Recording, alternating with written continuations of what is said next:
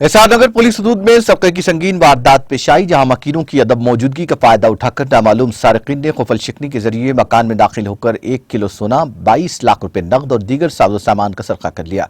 बताया जाता है कि MBC शेखर नामी शख्स यहां वाक़ राजीव नगर में श्री साई निवास प्लाट नंबर 301 में रहता है।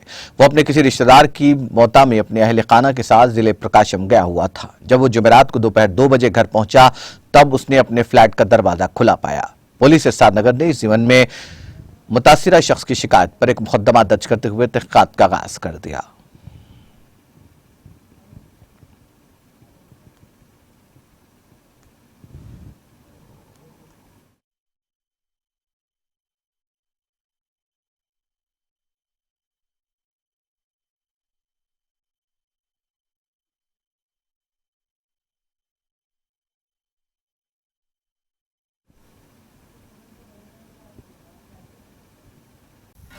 नाज़रीन, हमारे TTV न्यूज़ को सब्सक्राइब करिए, बेल आइकॉन को प्रेस करिए, शेयर करिए और लाइक करना ना भूलें। और किसी एडवर्टाइजमेंट से मुताल्लिक़ जानकारी के लिए हमारे इस नंबर पर कांटेक्ट कीजिए।